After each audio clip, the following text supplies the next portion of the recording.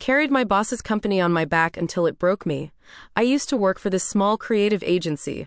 I was a fresh grad when I started, with no mentor, no one above or below me. I didn't really know what was normal in the industry, so I just did everything I could to prove myself. And when I say I did everything, I really mean it.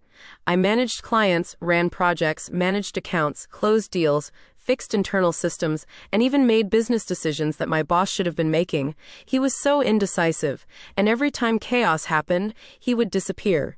He didn't want his name on any of the contracts either, so he made me and usually the new hire sign them under our names.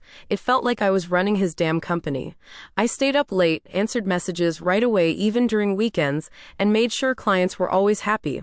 My boss knew some clients only replied at night, and I still had to respond right away no matter what time it was. I got so much anxiety every weekend because I felt like I couldn't rest. I always had to be on standby. Not to mention, I was so proud of myself because of the income I was able to sustain him every month. We also didn't get any overtime pay, and even on holidays we were forced to work. It got to a point where I couldn't even enjoy time off anymore. I couldn't even use up my leaves because I was alone, and if I took some time off, who the hell will post or respond to the clients? Then came the breaking point. There was this one client who treated us like complete trash. She would yell, belittle us, and talk to us like we were beneath her for no reason.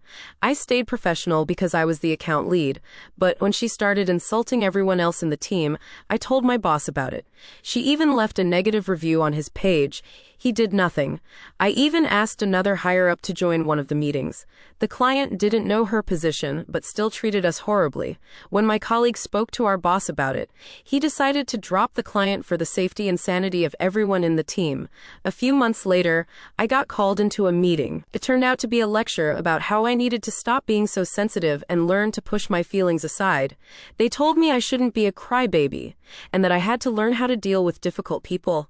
I never even suggested that we let them go. I just wanted him to be informed of how she treated his team. I was shocked. I never even cried in front of the client. The only time I cried was when I found out how badly she had treated the rest of my team. I cared about them, and it hurt seeing them go through that. Then, at the end of that meeting, my boss announced that he reached out to that same client again. He wanted to work with her once more. That was the moment I knew I was done. Over the years, I've dealt with difficult clients, but this one was different. She was a narcissist who harassed and insulted us, and my boss still went back to her. That said a lot about what kind of company we were working for. On top of that, I only got my government benefits after a year and a half, and even then they weren't complete. My first few clients also made me uncomfortable. Some would send kissy emojis and ask me out. I told my boss about it, but he didn't care. He made it seem like it was just part of the job, and at that time I believed him because I didn't know any better. Eventually, I resigned. I didn't want drama. I just wanted peace. A month later, I found out everyone else had quit too. Then my boss messaged me asking if I'd come back, this time with a promotion. I honestly just laughed, because no amount of promotion can fix a place that never protected its people. Comment by Cindy B0202. Didn't it feel good when he called?